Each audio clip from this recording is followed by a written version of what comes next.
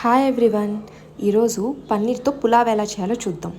ఒక్కసారి పన్నీర్తో ఇలా పులావ్ చేసుకొని చూడండి, మళ్ళీ మళ్ళీ చేసుకొని తినాలనుకుంటారు.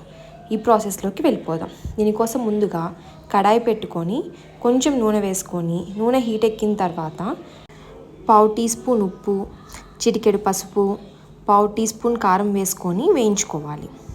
బాగా మిక్స్ చేసుకున్న తర్వాత ఇందులోకి మీడియం సైజ్ పన్నీర్ ముక్కల్ని వేసుకోవాలి. పన్నీరు బాగా పెద్ద పీసులుగా లేదా మరీ చిన్నగా కట్ చేసుకోకూడదు. పన్నీర్ ఇట్లా వేపించుకోవడం వల్ల పులావ్లో వేసినప్పుడు చిదురైపోదు. అలానే బాగా ఎక్కువగా ఫ్రై చేసేసినా కానీ బాగా గట్టిగా అయిపోతుంది. కాబట్టి కొంచెం ఫ్రై చేసుకొని ఒక 2 to 3 minutes ఫ్రై చేసుకొని ఇలా పక్కన ప్లేట్లోకి తీసి ఉంచుకోండి. ఇప్పుడు అదే ప్యాన్లోకి ఒక 2 టేబుల్ స్పూన్స్ నెయ్యి, కొంచెం నూనె తీసుకొని వేడెక్కనివ్వాలి. 1 ఇంచు దాల్చిన చెక్క, 1/2 టీ స్పూన్ మిరియాలు, 3 జాజికాయలు, 2 యాలుక్కాయలు, 4 లవంగాయలు, కొంచెం షాజీరా, 2 బిర్యానీ ఆకులు వేసుకొని బాగా వేపించుకోవాలి. మసాలాలు కొంచెం వేగిన తర్వాత అందులోకి ఒక 5 నుంచి 6 జీడిపప్పు వేసుకొని వేయించుకోవాలి. జీడిపప్పు కొంచెం వేగిన తర్వాత అందులోకి సన్నగా తరుక్కున్న 2 పచ్చిమిర్చి, అలానే ఒక ఉల్లిపాయ వేసుకొని ఉల్లిపాయ కొంచెం రంగు మారేదాకా వేపించుకోవాలి.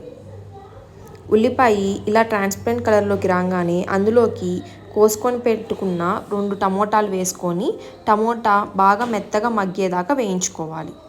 అందులోకి పసుపు అలానే ఉప్పు వేసుకొని వేపించుకోవటం వల్ల టమోటా, ఉల్లిపాయ త్వరగా మగ్గుతాయి. టమోటా ఇలా మగ్గిన తర్వాత అందులోకి 1 స్పూన్ ధనియాల పొడి, అలానే 1 స్పూన్ కారం వేసుకొని అందులో నుంచి నూనె పైకి వచ్చేదాకా వేపించుకోవాలి. నేను అక్కడ ఆనియన్స్ మగ్గిన తర్వాత అల్లం వెల్లుల్లి పేస్ట్ స్కిప్ చేశాను, సో నేను ఇక్కడ వేస్తున్నాను అనమాట. మీరు ఆనియన్స్ మగ్గిన తర్వాతే అల్లం వెల్లుల్లి పేస్ట్ వేసుకొని పచ్చివాసన పోయేదాకా వేపించుకోండి.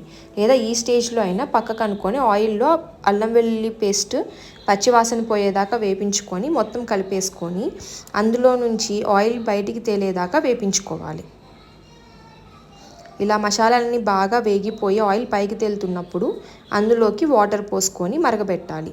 ఈ స్టేజ్లో సాల్ట్ చూసి మీకు కనుక సాల్ట్ సరిపోకపోతే యాడ్ చేసుకోండి. నేను ఇక్కడ 3 cups ఆఫ్ రైస్కి 4.5 cups ఆఫ్ వాటర్ యూస్ చేస్తున్నాను. అంటే 1 cup ఆఫ్ రైస్కి 1.5 cup వాటర్ అనమాట. బాస్మతి రైస్ని ఆల్రెడీ 1 hourగా నేను నానబెట్టుకొని ఉంచాను. అదే మీరు నార్మల్ రైస్ యూస్ చేసుకుంటున్నట్లయితే అప్పుడు మీరు 1కి 2 cups ఆఫ్ వాటర్ యూస్ చేసుకోవాలి. ఇప్పుడు అందులోనే కొంచెం కొత్తిమీర, మనం ముందుగా ఫ్రై చేసుకొని పెట్టుకున్న పన్నీర్ వేసుకొని అంతా ఒకసారి కలుపుకొని మూత పెట్టి హై ఫ్లేమ్ మీద 2 whistles రానివ్వాలి. ప్రెషర్ అంతా పోయిన తర్వాత తీసి పన్నీర్ పులావ్ రెడీ అయిపోయింది.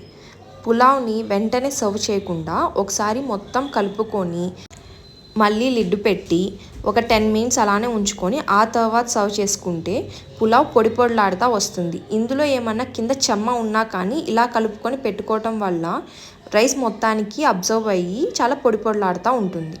ఇలా పెట్టుకున్న తర్వాత 10 minutesకి ఒకసారి చూస్తే రైస్ చాలా పొడి పొడిలాడుతూ ఉంటుంది. ఈ పన్నీర్ పులావ్ని ఒక మంచి చిల్డ్ రైతాతో ఎంజాయ్ చేస్తే చాలా యమ్మీగా ఉంటుంది. మీరు కూడా తప్పకుండా ట్రై చేసి ఎలా వచ్చిందో కమెంట్ సెక్షన్లో కమెంట్ చేయండి. అలానే మీకు కనుక ఈ వీడియో నచ్చినట్లయితే please do like and subscribe our channel.